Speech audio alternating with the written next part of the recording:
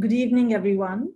I'm Gayatri Uppal, and I work as Associate Director at the Sher-Gil Sundaram Arts Foundation, also known as SSAF.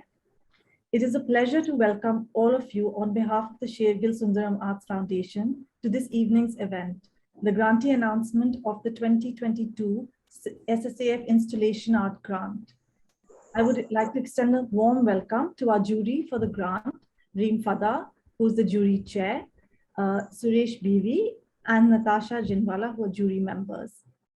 The grantee announcement will be preceded by a lecture by Reem Fadda titled Sarab, Chimes for Living Art.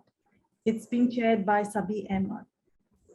The SSAF Installation Art Grant is premised on the fact that Indian art has been energized since the 1990s by what is broadly termed installation art, but that there has been limited infrastructural and institutional support for such projects.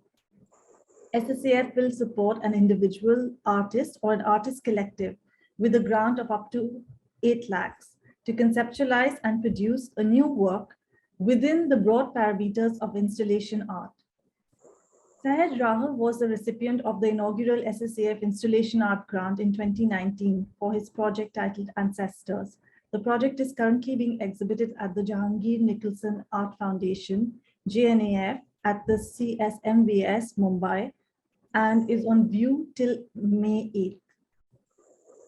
To briefly introduce SSAF, it was established in 2016 with the mandate to carry forward the legacy of scholar and photographer Umrao Singh Sher-Gil, his daughter and a pioneering figure of modern Indian art, Amrita Sher-Gil, and her nephew and niece, artist Vivan Sundaram, and filmmaker and television journalist Navina Sundaram.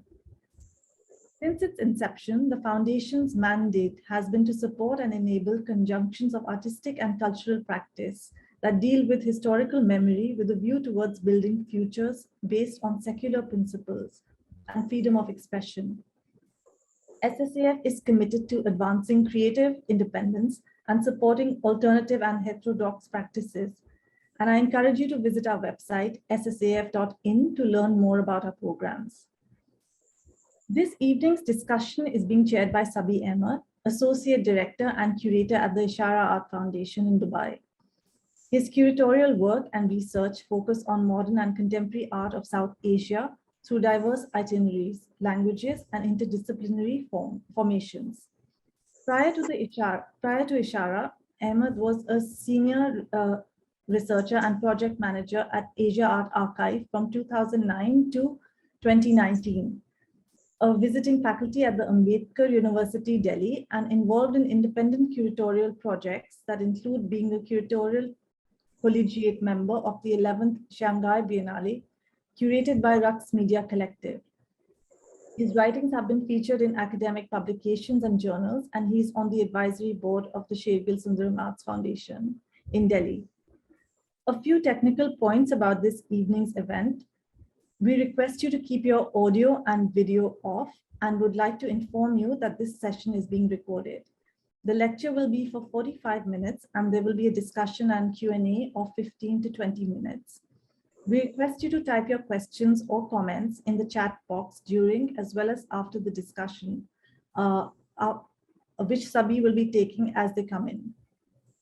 The grantee announcement of the 2022 SSAF Installation Art Grant will be made by the jury chair, Reem Fadda, and jury members, Suresh Bivi and Natasha Jinwala, after the lecture and discussion concludes. I will now hand over to Sabih Ahmed to introduce Reem Fadda and to commence the program. Over to you, Sabih. Thank you, Gayatri. And welcome everyone. Good evening, good morning, good afternoon, wherever you are. It gives me great pleasure to chair the SSAF Installation Art Grant 2022 lecture that is being delivered by Reem Fadda this evening. And as Gayatri has already laid out the program, Reem will be delivering her lecture for 45 minutes. This will be followed by a 15 to 20 minute Q&A that I will be chairing. And then we'll hand it over again to Gayatri and the SSAF members. Just to quickly introduce Reem, who is the jury chair this year. She's a curator and art historian. She worked at the Guggenheim Museum as Associate Curator of Middle Eastern Art Abu Dhabi project from 2010 to 2016. And I should add that her work there has really complicated and expanded those geographic nomenclatures to include North Africa, South Asia, and West Asia, against the usual nomenclature of Middle Eastern art. From 2005 to 2007, Reem was director of the Palestinian Association for Contemporary Art, the PACA in Ramallah, and served as the academic director of the International Academy of Art Palestine, also in Ramallah. She has curated several international exhibitions and biennales, including Jerusalem Lives, the Palestinian Museum Birzeit in 2017, the 6th Marrakesh Biennale in 2016 titled Not New Now, and the United Arab Emirates National Pavilion and 55th Venice Biennale in 2013. Fadda was awarded the 8th Walter Hopps Award for Curatorial Achievement in 2017 and the 2019 Fellow for the Young Global Leaders of the World Economic Forum. She currently works as Director of Cultural Foundation in Abu Dhabi. Before handing it over to Reem, I'd like to highlight a few areas of her curatorial practice that have been particularly powerful and reverberating with the urgency several colleagues and friends of my own share. Firstly, that her work over the past decade, through her work over the past decade, she has been an advocate for art that engages with political and social urgencies of our time. Working closely within and around the context of Palestine, it goes without saying that the politics of occupation and a claim to free thought, free life, has been at the heart of much of her work. This also translates to an extended understanding of colonialism and postcolonialism, where colonialism quite literally is not a thing of the past, but present with the settler colonial brutality we continue to see in present-day Palestine by Israel.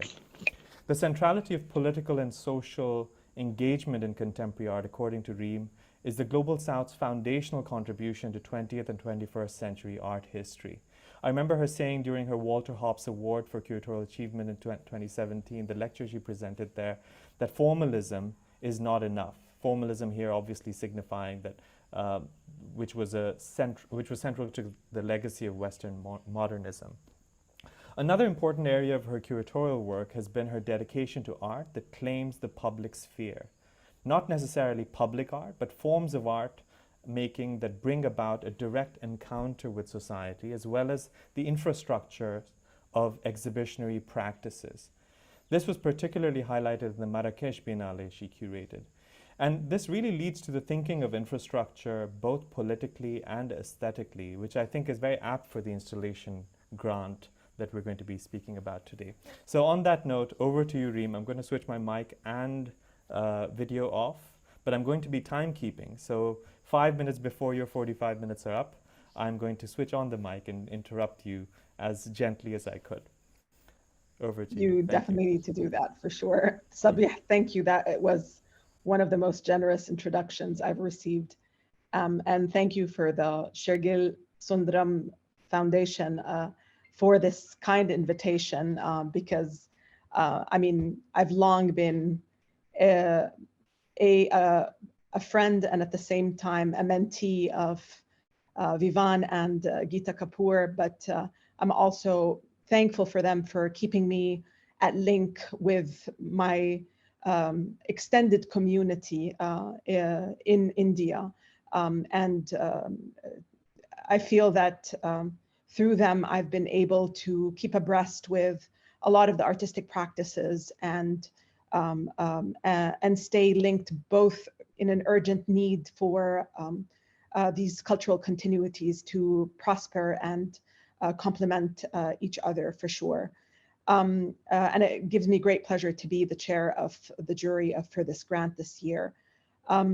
Delving into my lecture for this evening, which for many of you who know me, I am, I'm not the kind that will write a lecture and read from a paper. What you will hear are thoughts and ruminations, and I think many of which are my angst and my anxieties and my conflicting ideas that I carry on with me in my practice. I'm going to walk you through some of these thoughts. Bear with me that some of them are might feel disjointed, but I promise you in the end, it'll make sense.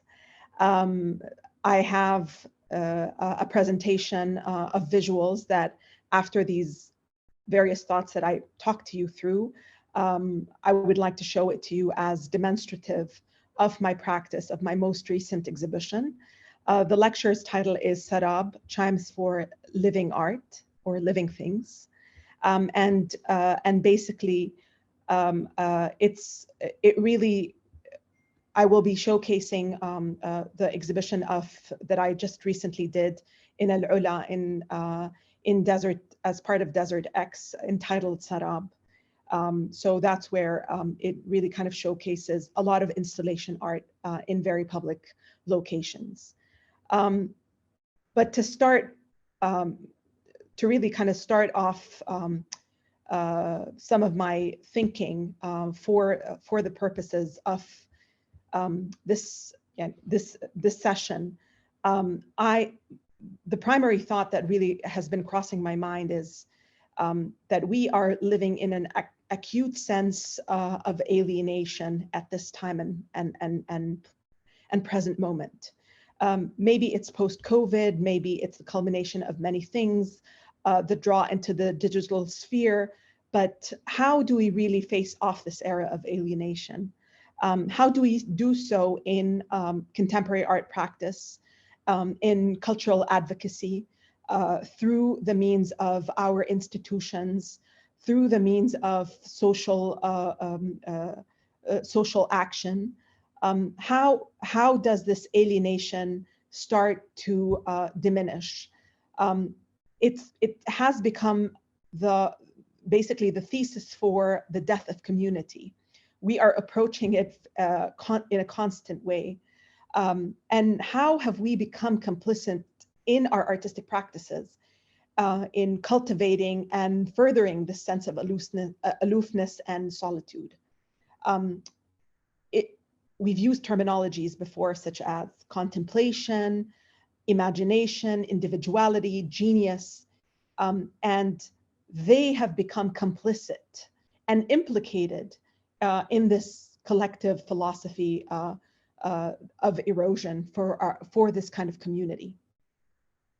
But how do we safeguard these important achievements in artistic practice? I mean, it's no little thing to acknowledge that arriving to ideas such as imagination, contemplation, individuality, and genius is also an accomplishment for our humanity. But how does it serve our communities? How does it become, what are the mechanisms? What are the conceptual frameworks that we can use in artistic practice, in socially urgent practices of culture that safeguard them and at the same time enable them to allow for more distinct voices of our community to come to the rise? I think, you know, we have to, I mean, there's a point where there is issues such as care and sympathy have to become introduced in our new lexicon. And here, care is not for the care of objects, which I've constantly advocated for, but it is turning the lens to our societies and our people, and giving back to a sense of spiritual nourishment and creating a sense of wonder and a democratization for the ideas of both awe and splendor. So these experiences, they really are in a need for a place where our societies and our people can relate to them, where there is an access to them. And furthermore, I have debated this issue of public art, and I have constantly debated this issue of placement of art, of its also its relationship to place, to people, and trying to pull from that a sense of why is this art actually there, and what's the purpose of it all in the end of the day. And from that confrontation and from these ideas, I have interrogated the issue of public at large.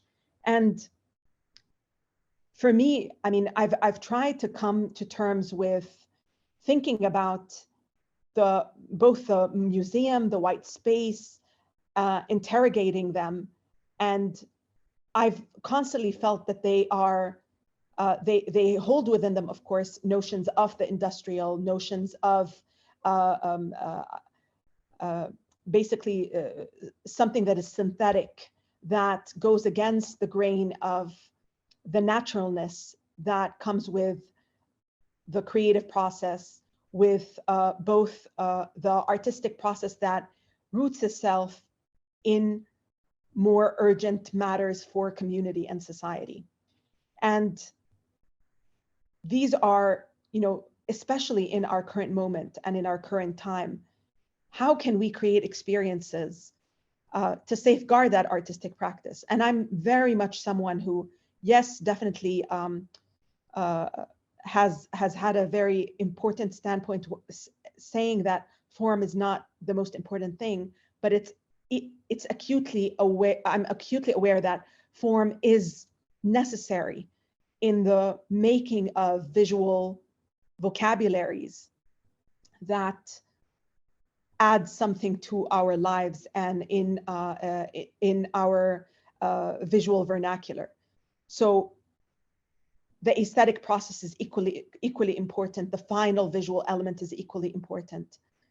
How does the manifestations of them, how do artists appropriate places that make it, that allow for the sense of agency and allow for a sense of exhibitions and in many ways creating a sovereignty for these artistic practices away from a lot of the sense of confinement that we see in institutional setups or in the white cube setup or in those redundant these redundant kind of spaces at this time and place. And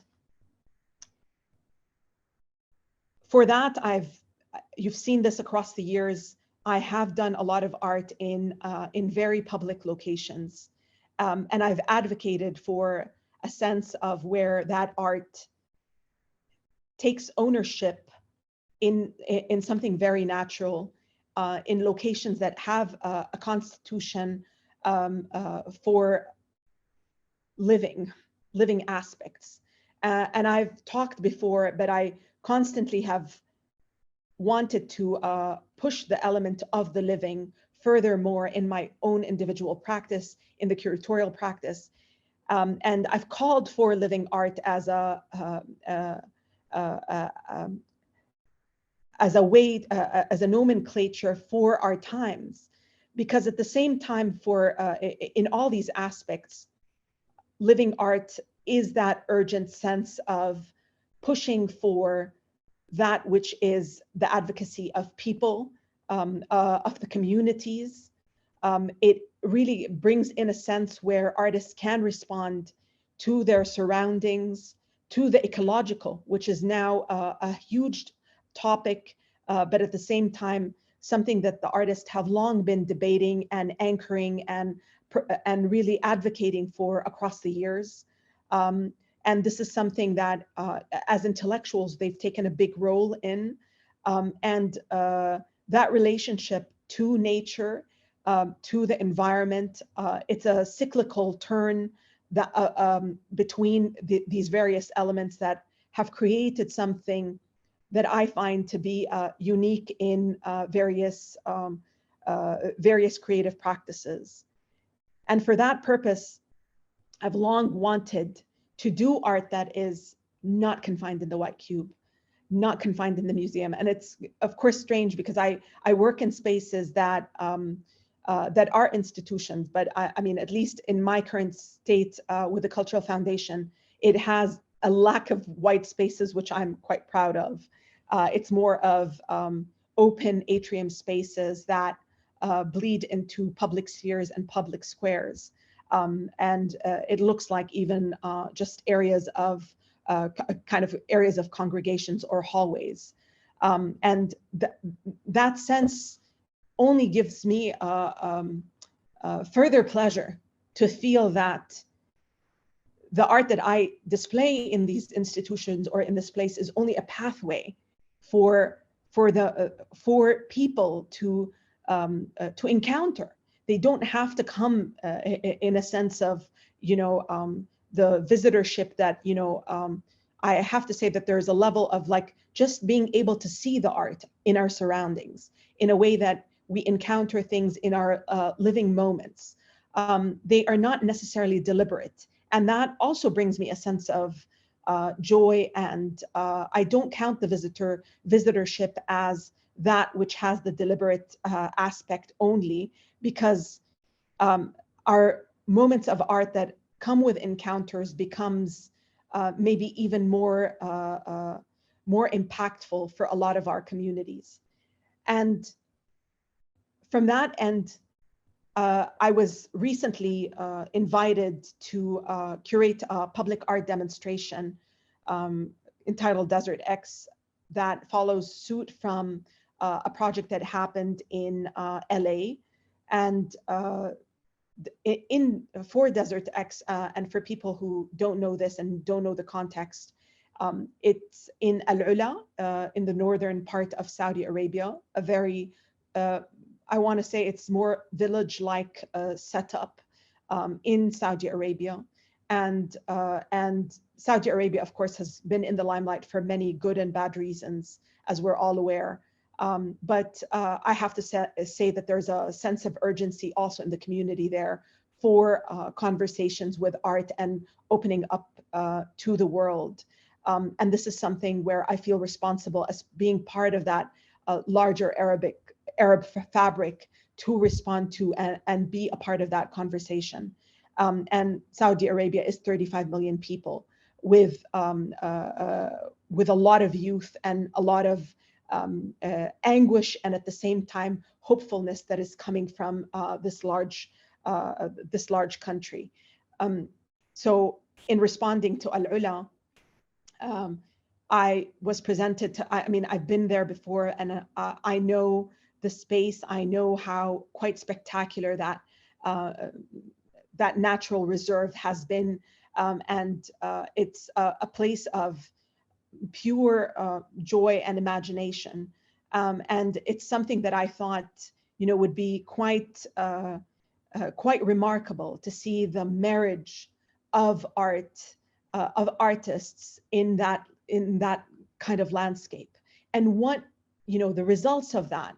What would be the results of such encounters? What can it bring to the fold? And in this aspect, we were able to invite.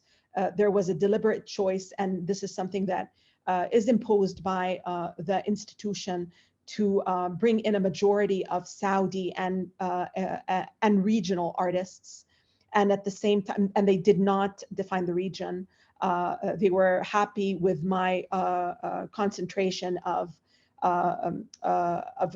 looking at large at West Asia and Africa, and at the same time, they had also international participants coming into this exhibition.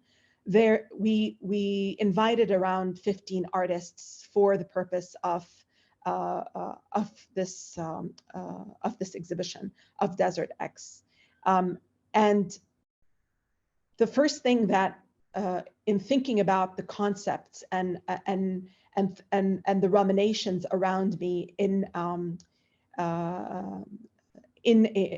Al-Ula, the most important and pertinent questions that came to the fore were issues, of course, of nature and our relationship to that place, this virgin, incredible location. And you'll be seeing it very shortly with the images, I promise you. And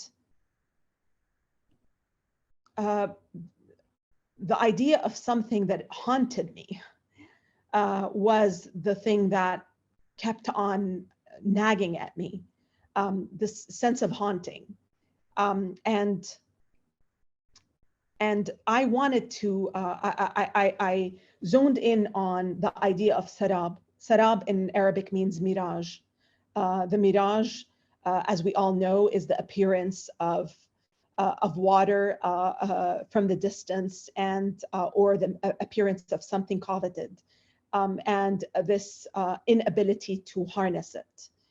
And I thought, how appropriate is thinking about this in the middle of the desert landscape, where, you know, this is a place lush with other riches, from oil to thinking of mining, of stone mining, gas mining, resource mining, but at the same time there's a lot of oases in Al-Ula, and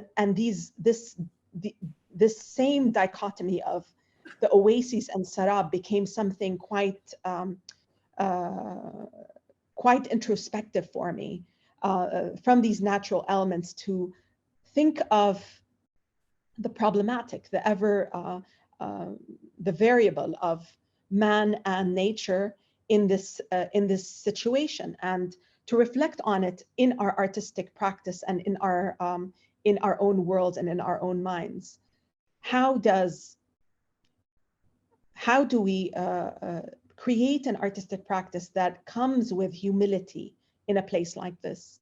How does it bow to nature? How does it lend itself a servant for nature? How does it also allow for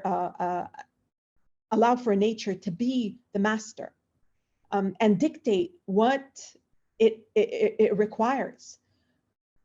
How do we also indicate and talk about this important issue of the race of man to conquer, to develop, to think of growth, all these words that are synonymous to destruction, to thinking of disservice to our planet at large, to thinking about a disservice to our humanity and to our community. So from that point of time, I understood that even when I am in the desert landscape and there is absolute solitude, the idea of quietness is quite significant in that desert landscape. There is something that is there is no alienation. And that is a moment for, that was the moment for my understanding that place, matter, people, communities, you know, and of course nature are hinged in a larger phenomenological order that we need to look into, consider at all stages of times, from the artistic practice to the exhibitionary methods, to the institutional support, to think of all of these equations simultaneously at all points in time in order to achieve thinking about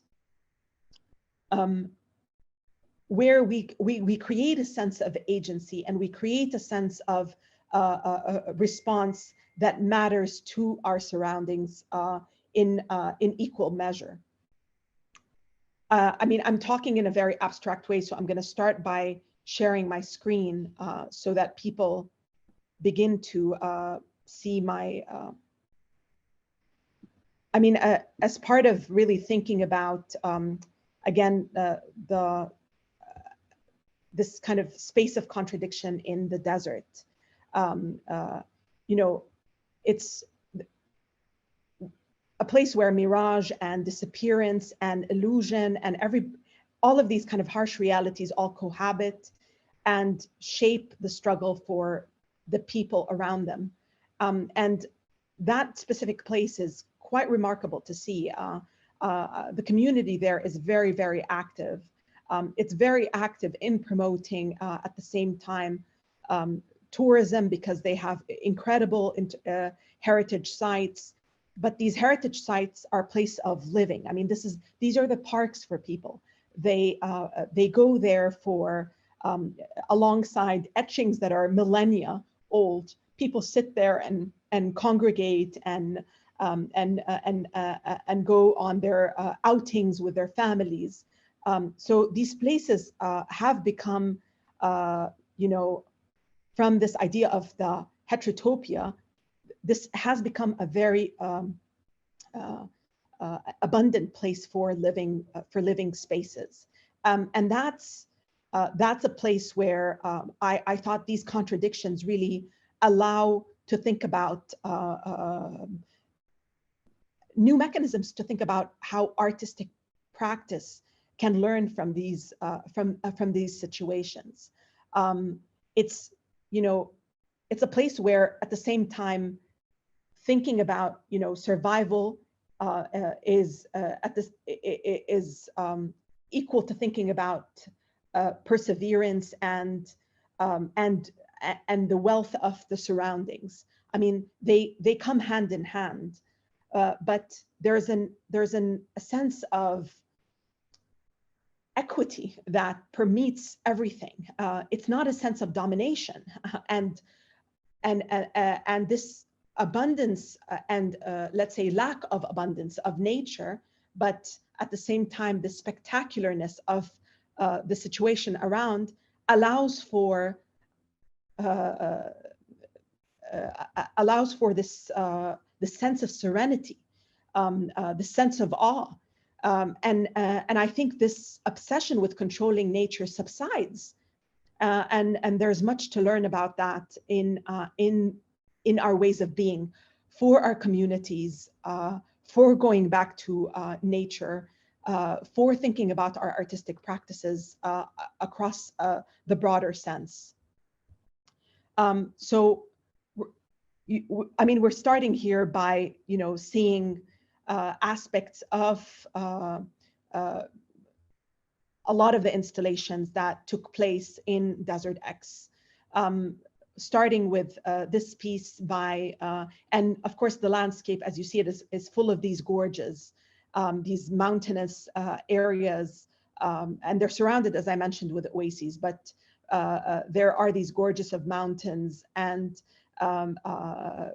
volcanic in nature from the beginning of like time, and quite incredible in a complete sand, in a sand desert landscape.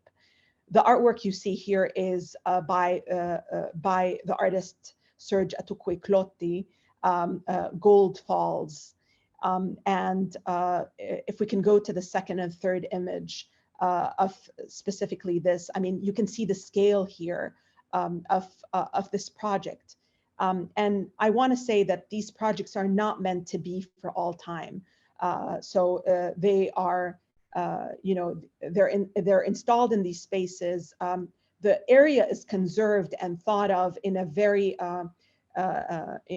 in absolute.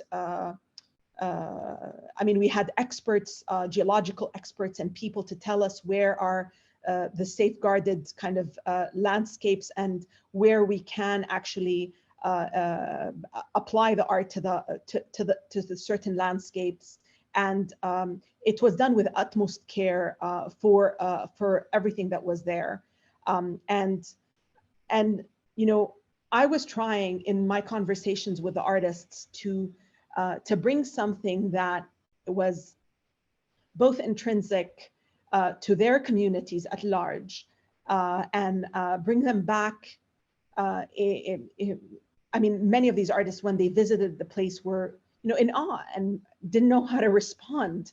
It needed a moment of retreat to think back and to think about what was appropriate, and to bring that back into these installations. What you see here for Serge's work in particular is these are bottle caps. These are the kefir bottles. These are gallons of water bottles that are from oil companies that are discarded, and then they are utilized by the communities in Ghana, in Accra, Ghana, across all the villages, and people use them to transport water wherever they can attain it. And of course, we're talking about contamination, we're talking about pollution, we are talking about people's livelihoods. And what's amazing about Serge's practice here is him and his entire community, they've worked together on weaving these sections of these various bottled water bottles into these pieces of fabric in no shape and form. And these pieces of fabric are things that he's used both, of course, to demonstrate with. He's used it in areas to demarcate land, even because there are waves of migration that happen, and him and his own family have been displaced from one area to the other with no deeds of land or ownership. And he's used these fabrics, these made-up fabrics, between him, his family, his entire village community, to talk about a sense of urgency and ownership, and at the same time to draw attention to their plights in lack of resources and all. And this artist, we conceived of this project on the rocks, and it's an amalgamated form, and it's very crude when you come close to it, but it really kind of shines across with the sunlight and everything in various times of the day. And he intended it to be like a waterfall. And of course, he plays with the idea that it's gold falls, and it's no play on words that, there's a reference here to the lack of water, but at the same time to abundance in a place like Saudi or else of wealth, and the distinctions that happen to places like Ghana. But it was a moment of triumph for the artist at the same time. If we can move to the next slide. This is Claudia Conte, Dark Suns, Bright Waves. And what we see here is these sensory walls that she's created, drawings on these walls that reverberate sound, elements of heat, and they are very visceral in the way you experience them. When you're standing from afar, you actually, and this is all by a sense of coincidence that these artists also, we didn't have a theme that we presented it with. They came up with an impulsive response to the place. And what you see here is a sort of like thermal reaction in the demonstration of this artwork. Can move forward. So again, the sense of scale in the place.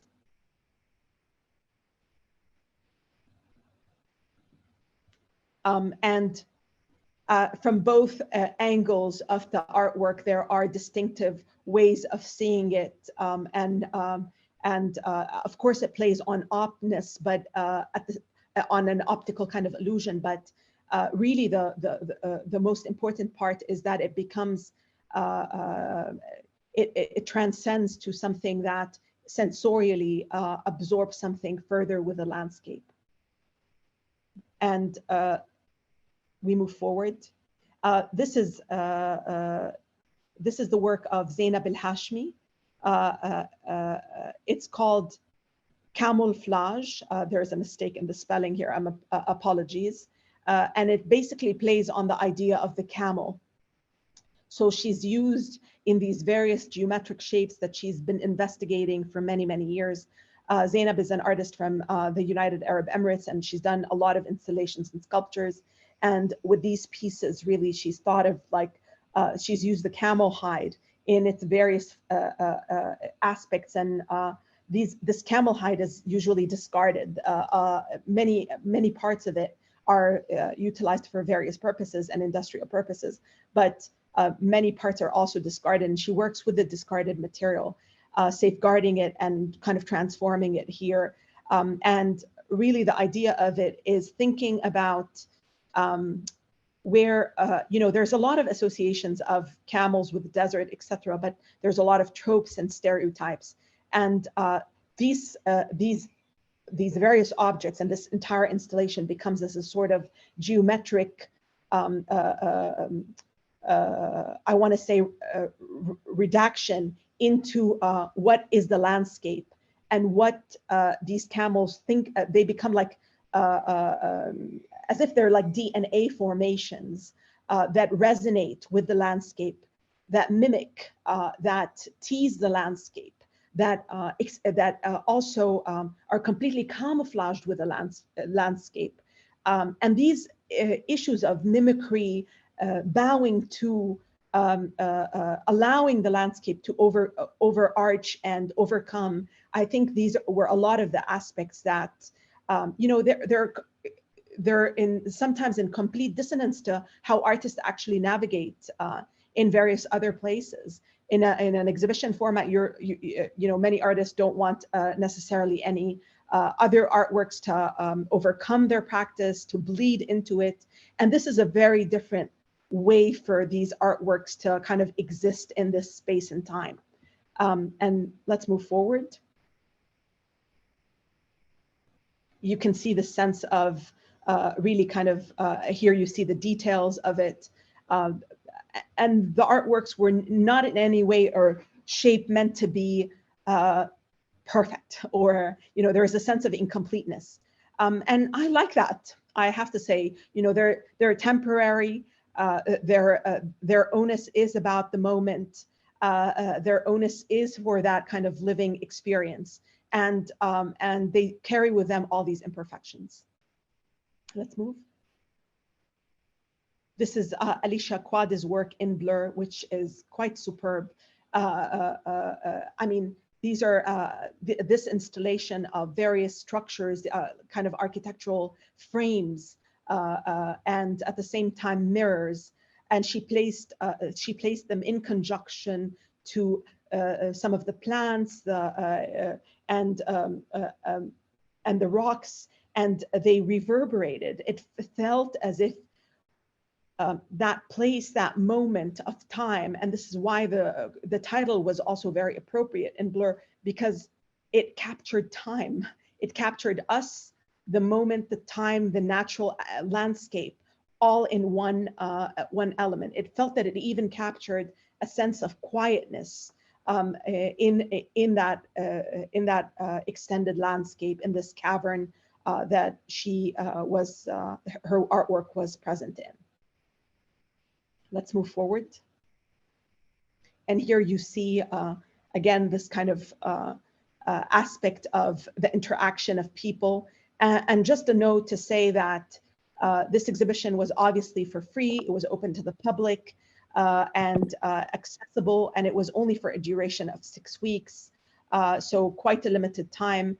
And at the same time, the exhibition was mostly manned by young Saudis who we called Hukat al-Fan, so the storytellers.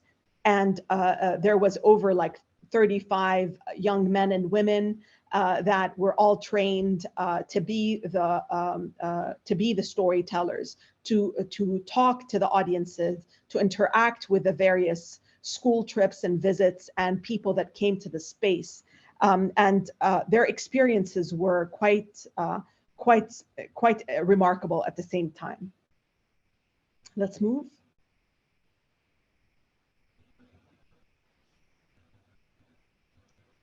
This is Sultan bin Fahad's desert kite. And literally, it's like a keyhole that exists. And he was inspired by methodologies of building that existed in Al-Ula and in various desert landscapes, which are about these, the use of adobe or these mud formations that stand the test of time.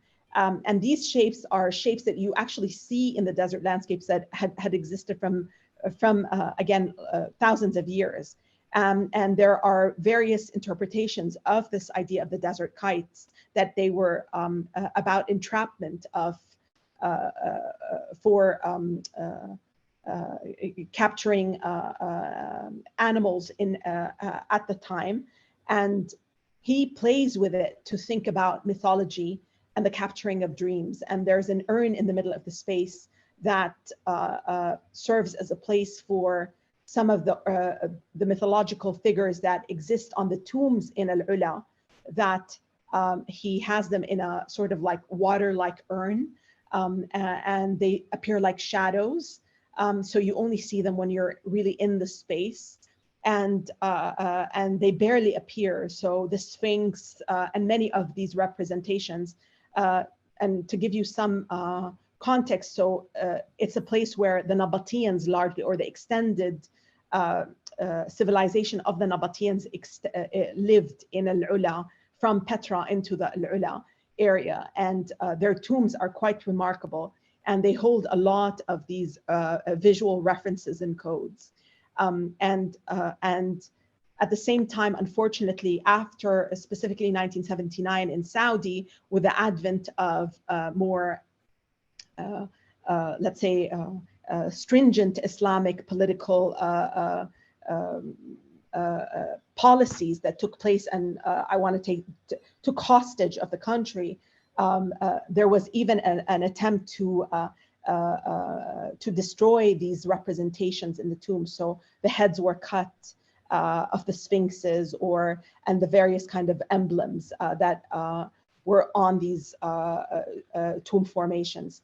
And so in many ways, the artist is not acting, he's acting in a very, I want to say, quiet way to salvage the story, to salvage this sense of figuration and the sense of the essence of this place. So he puts it in that urn as a way to do that. And what's quite remarkable, if we move forward, I think we have a close-up here. So this area where the urn is an area of contemplation. It actually frames the sky and becomes a place of silence and solitude for people that are part of this. Let's move forward, please. And this is, I just want to give you a sense of really the grandeur of the place, the positioning of these artworks.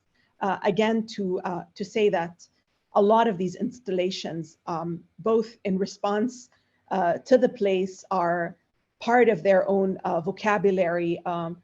They are coming in with plenty of, let's say, topics that are urgent to a lot of the various artists. And in the end of the day, they are temporary structures. And that's something I feel quite at ease with. Let's move forward.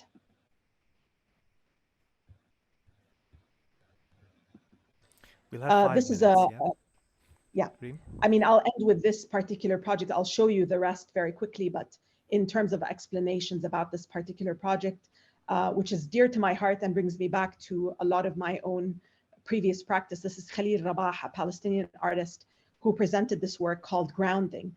And Khalil basically is bringing in olive trees, a lot that we know are many who are indigenous to Palestine, from the Jordanian basically landscape into Al-Ula, in the middle of this desert.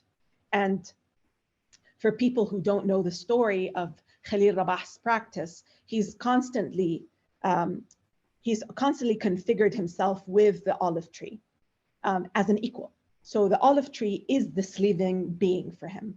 The olive tree, and you see it, it's very, very much, I want to say it's even a human size. And these olive trees here in this kind of communal grove are imported from elsewhere, positioned in this desert landscape, and are trying to thrive in this place. I can tell you they have been well taken care of, but they've actually, they've prospered, believe it or not, even within this landscape. And they in this kind of circular shape of theirs, they've withstood a lot of it. The story of these olive trees conceptually goes back to his previous practice, where he had sent 3 olive trees to Geneva in 1995 to the gardens of the United Nations, Ariana Park, and planted them there. After 12 years, as part of that, he went back to Geneva to look after, to go see what happened to the trees, found out that one tree only had stayed, but not in the gardens, was transplanted yet again into the botanical gardens, and but has thrived and prospered in the botanical garden. So he decided that he wanted to make a case in the courts of Geneva to ask for that this natural being, which is this olive tree, that apparently parts of the laws in Switzerland say that if a natural being lives for 12 years, does no harm to Switzerland, and in fact, gives back to the place, is allowed naturalization. So he was calling on naturalization, and he said in the case, in this legal case, that in the case that it's not granted naturalization, then this tree deserves its right of return. And of course, it plays here on a lot of political terminologies related to the Palestinian plight, but not just. I think at this time and stage, it talks to a lot of issues that are hinged on thinking of both migration, displacement, naturalization, and most importantly for me is this this equalizing form between us and that living thing of the tree. And just to very briefly, if we can go Gayatri or through the images, just to indicate and show the rest of the artworks and the rest of the installations. These are aerial images of that olive grove. Work by Abdullah Al-Uthman made of steel that showcases like a mirage in the landscape, geography of hope. This is a close-up of that rippled steel. Jim Denovan's aerial view of his installation that is only made out of these sand mounds, which is basically a calendar of 365 mounds in various shapes and forms that he did with the entire community. It's called an angle of repose, because when you are in the middle, you see the entire, you can only see the entire kind of aspects. And interestingly enough, all 7 mounds kind of exist together, and they form this kind of sense of community of sand together, basically. This is it from where you're standing.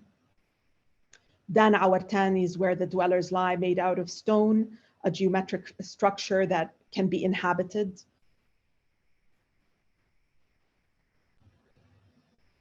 Many of these are actually our storyteller ladies that were part of the Hukat al-Fan, that used it also to take a lot of photos.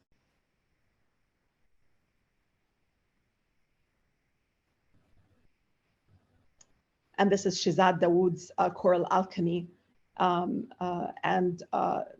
Let's move forward. There's quite a few other projects. I know we're out of time.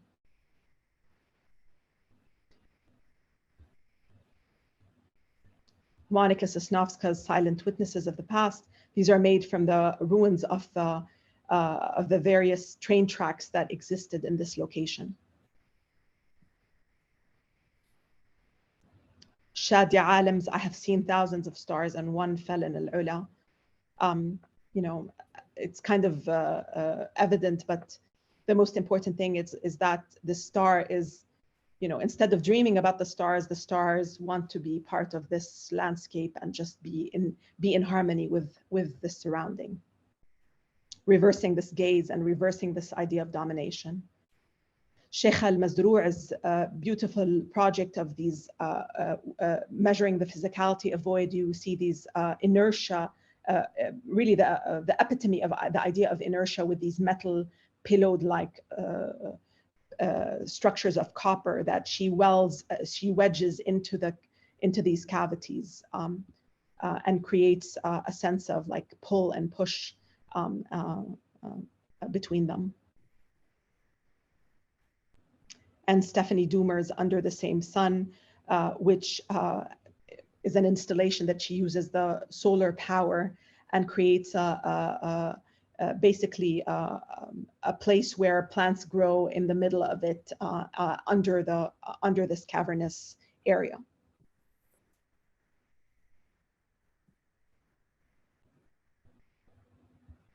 Let's move forward.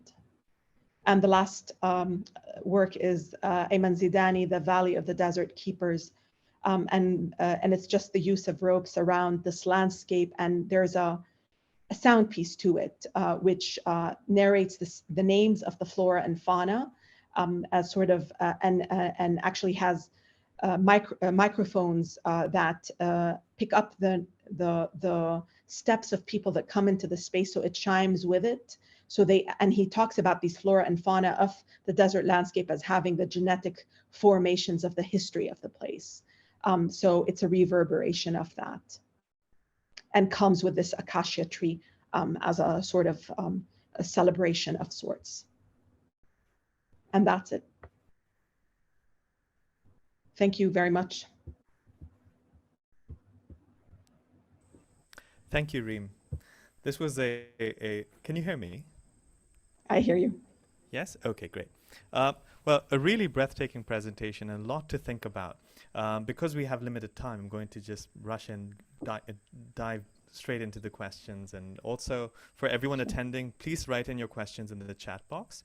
I'm going to pick them up as we go along. So, Reem, a very compelling presentation against alienation, the alienation that today's time is especially producing, and sometimes even technological alienation with the kind of segregations being enforced, infrastructurally, technically, and socially. And I can see the case you're making about exploring equity that the desert produces between place, matter, community, and ecology within what you describe as a larger phenomenological order.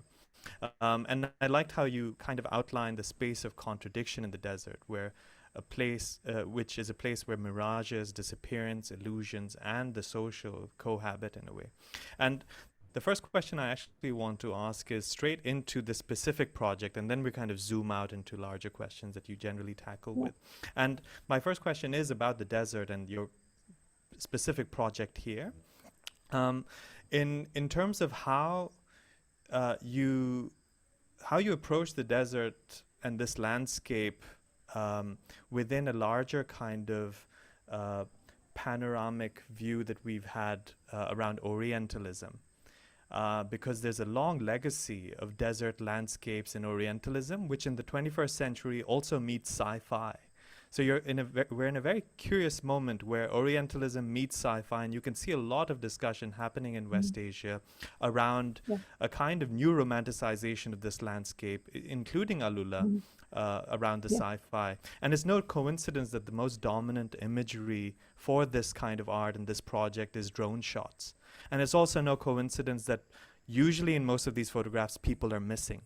And knowing that people are so central to your practice, I'd love to hear more about how you thought about this project, what contemporary art does to this wider kind of discourse of Orientalism meets sci-fi, meets drone shot, meets Dune.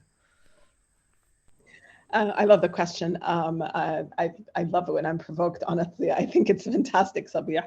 I think, what I loved about working on Desert X is that it was precisely that we could finally reclaim and take ownership of a space that has been hijacked for so long.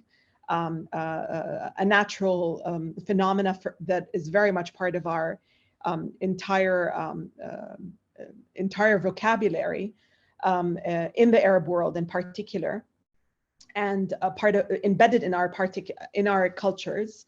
And I was raised in the Gulf. I remember my own outings with my family in the evenings, because it's much cooler to go out and go into these outings in the parks, basically the desert as a park, in our cars, and where we had our meals and stuff. And it's a place for people are not aware of how much of that living aspect is part of the desert in our lives, and for very much our contemporary times.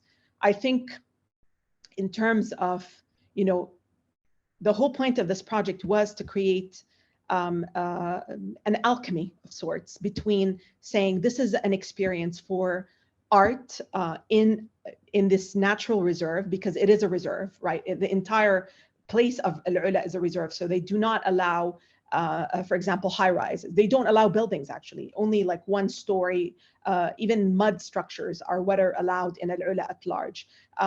Tent or mud structures are the only thing that is allowed in terms of building in Al-Ula. So it's very much a natural reserve. And the experience of it is to say that this place is present. It has a voice. Its people are part of a larger, you know, sense of, I want to say, of agency for the country. And yes, it's it's becoming a major tourist attraction. Of course, this is not to undercut that this is part of a larger policy for, let's say, for the governmental powers that want this place to become on the advent of the economies of Saudi. But it's also a response to, you know, the larger landscape of both Medina, Al-Ula, and all the adjacent townships that are reliant on an economy. So we, you know, people think and associate Saudi Arabia for wealth, but in fact, there's a lot of poverty. You know, the people who work there, every single person is Saudi. This is not, you know, imported, let's say, labor from anywhere else. This is all the youth that are craving a sense of ownership in that place, and they're making the narrative. So I think that's also important to say this, right? That they're the ones who are owning their town. This is the place where that landscape really kind of configures. They want to see the art, they want to see the pop stars, they want to see the musicians, they want to be part of that viable sense. And that's, you know, you have a response that is coupling that. The aspect of this exhibition was purposeful, that I stood in front, you know, I did not want art that was, I wanted art that was humble. I wanted it to speak, you know, again, to when I said bow down to nature, I really meant it. You know, I wanted it to become intrinsic to the fabric. I wanted it to look into these pertinent issues related to the larger natural surrounding. So is it very much like the Bedouin life? Perfect. If it is, then I got the essence for sure.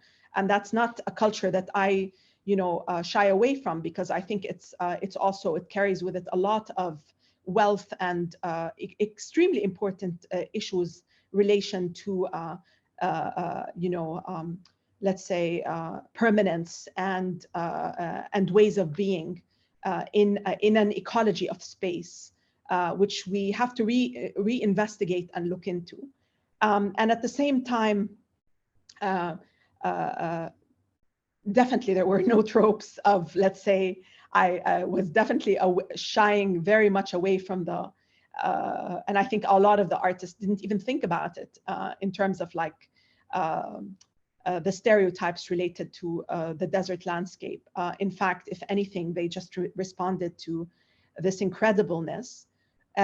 You've caught on the sci-fi, which I think is that place, Al-Ula, it looks like it's in Mars. It's unlike any other, you know, a landscape I've been to in a long time.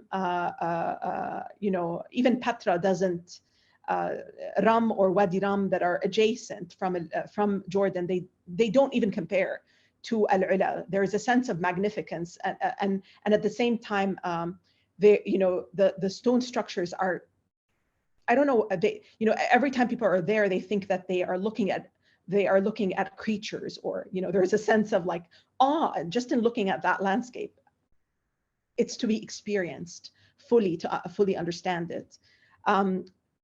it's sci-fi in its own essence, which is quite incredible. But to say that, like, that future is only hinged on that present, in a way that it's there for their people, which this is the thing that I respect the most. So it's you know, Muhammad and Uthman and the many young people that I worked with, that I felt this was for, you know, and their future is hinged on their present there. And that's the only thing that I can respond to in terms of thinking about. You know, it's not sci-fi. It's very much a reality. And in matters of thinking about, because you had multiple questions in that loaded question of yours, in thinking about you know, the way we had to experience the artworks, you know, you would not have seen the artworks in the shots that, I mean, the shots that I took of my experiences there. I'm like hugging the tree, you know, because I'm one-to-one with those. I didn't have time to upload my own images and put them. I mean, I had to like resort to what I found online for the more professional images of the entire artworks. But there's a lot that is, there's plenty one-on-one human versus, you know, and placement of people in that location. But it's also important to say that this is a place of scale. You know, we sometimes on a day, you know, they would count like 2,000 visitors, but you wouldn't see them at one given time because, you know, it's a place of magnitude. And we placed the artworks in various caverns, so it was a journey. People could, you know, either walk or, you know, trek or take various experiences to see these artworks. So it really kind of, it was a moment of repose for the individual, but it's really kind of carrying with it a lot that is still vibrant for that community. I hope that answers your question. Yes, thank you very much. Questions? Yes, thank you. It does. And my next question is going to be a segue into inquiring further, but I'm going to zoom out. So this is going to be more about your practice at large, not just about the Desert X exhibition. And that's to ask you about, what does the public signify for you today? And I ask this in light of a long genealogy of claims made about what constitutes a public. I mean, as academics, we've read about Benedict Anderson's print media creating a public sphere, all the way to, you know, larger political spheres of the welfare state, to the neoliberal idea of public as consumers and audience and target demographics today.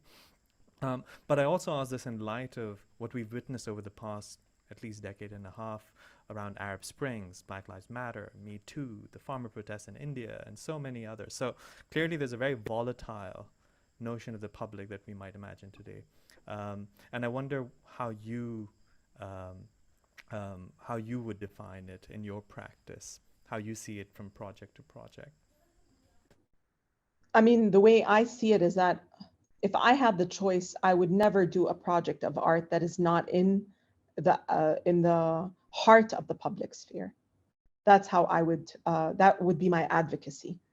And that would be my advocacy for every artist. I would say forsake the white cube, forsake the museum, you know, forsake these spaces at large, because don't work for them. Let them then commemorate if that's the way it is. But if we wanted to create something for viability, then it has to be in our understanding of the public and in the public sphere. This is the thing that I believe, you know, artists really need to respond to for today. It's very important that we feel that, I mean, the public for me is, again, a sense of this idea of the living art. So where I feel that I can cultivate a conversation, I can create something that becomes meaningful, maybe just to one person, but, you know, meanings are, you know, meanings are something that is a myriad that can exist in everything, right? And I think I would also define that the public is a place for dreams, dreams that are not, for anyone to be able to confine them. You talked about my thought process on freedom, and this is it. I mean, this is where the public is the epitome of free thought, of free being, of free existence. So I am someone who really wants to channel that as much as possible via, some of the institutions I've worked with, or the areas of the various exhibitions that I've worked with. And I'm starting to, I feel that I'm feeling a visual language for my own exhibitions that I own starting to come up even more prominently. And yeah, I mean, that would be the aspect of the public for myself. No, that sounds perfect. And I have one more question. We're going to run out of time, and there are a few from the audience as well. But my last question was going to be, actually, it connects with what you've just answered, because you're defining or inventing terms around your practice as well, and around the dialogues you're having with artists. Some of which, of course, is strongly led by an impulse to decolonize the very edifice, infrastructures, and the terminologies by which we view art, by which art is seen and organized. How do you regard nomenclatures such as land art, public art, these kinds of, because I know that you're trying to dismantle the white cube, but I get a sense that you're also trying to dismantle these kinds of containers. Yeah. Because you're dealing with there's only so many fights I can fight, but I mean, in terms of nomenclature, it's something that I've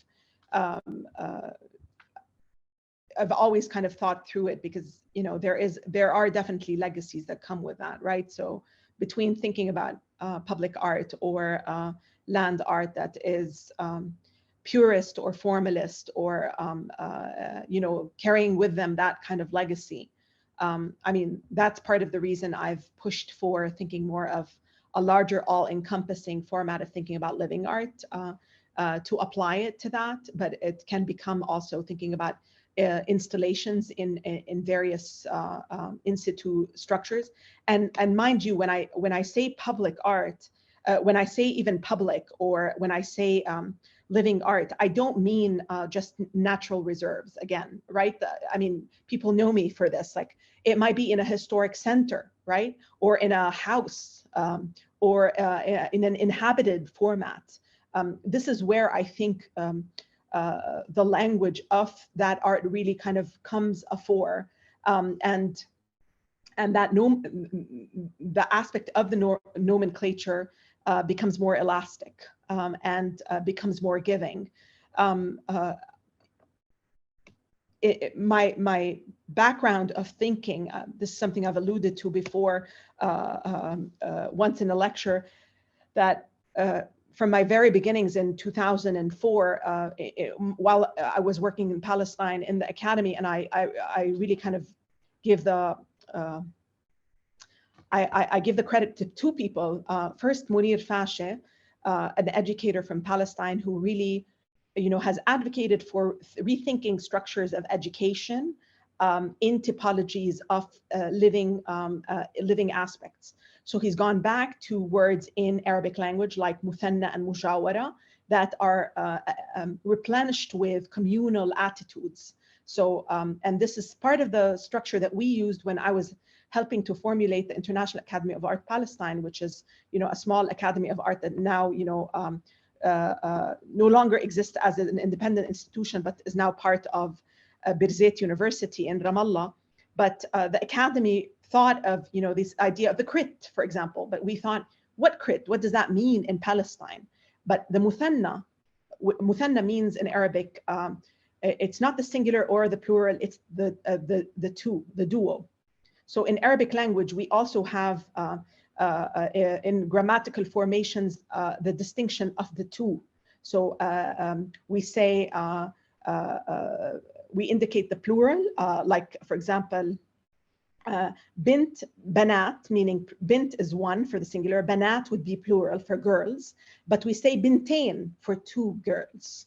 So we have that indication. And this is something that now is pretty extinct in a lot of languages. And that salvaging of the duo as an entity is something quite beautiful. If you think of the reciprocal kind of relationship of the duo and no hierarchical kind of formation. So can't the crit be a duo, like in conversation?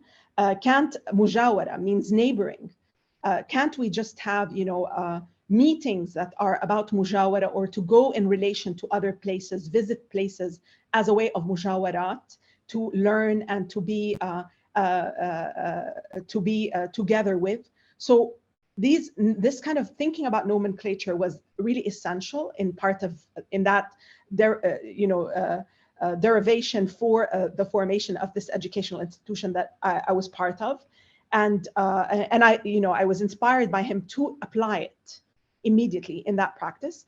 And the same for my second person that I give credit to is Geeta Kapoor, because she was very much part of the logic of thinking about the Guggenheim Abu Dhabi project, where I have been working on for a long period of time, for thinking about the collection and building the narratives of the collection. And very simply, you alluded to this, but it's really Geeta's, the reference of the Middle East was something that we wanted to shy away from. And decolonizing that name and that reference was very much her suggestion on saying you have to reference it in its geographical aspect as West Asia, because that's the correct denomination. And we have applied it ever since. And I've applied it then on my own practice and then on my let's say mandate of expertise. So I think it's essential to be able to do that, because again, we've inherited a lot that comes from, as you aptly put, from very much colonial setups and neo-colonial setups that need to be broken into. Thank you, Reem. Reem, we're running out of time for Q&A now, but just out of due respect to the audience members that have asked questions, I'm going to quickly just at least read out all three of them in an order which I think might make sense, and you can see how you might want to answer. We'll have to keep the answer a little brief if possible. So the first two questions are actually by artists who I'm familiar with. There's Murugen Rathod. He's asked a question, who's a sculptor and actually works quite a bit outdoors as well. And he's commented about how amazing the presentation was, as well as the works. Are all these sculptures permanently installed in the desert? Because some of them are made out of materials like camel leather, and if not, then what would be their future? I'll go to the second question. They are not meant to be permanent. Some of them will remain for a time being, but they're not meant to be permanent. The majority are not. Only a very select few will remain for a duration of time, but these are not artworks for permanent display. And their future would be probably going back into some form. No, a lot of it will be dismantled. Got it. Okay, then there's a question from Anupam Roy, also an artist based in New Delhi. And well, I think he's still in New Delhi, and a lot of his work is in fact around protest sites, and his work responds to various political movements that are happening in the country. And he writes that when you discuss about nature and its relationship within a continuation you mentioned about mining, most of the art objects made out of resources of mining, like steel, stone, and so on. Is it a conscious choice? If that, then how does nature not get alienated from this? Yeah, I mean, it's a very important question, because in the end of the day,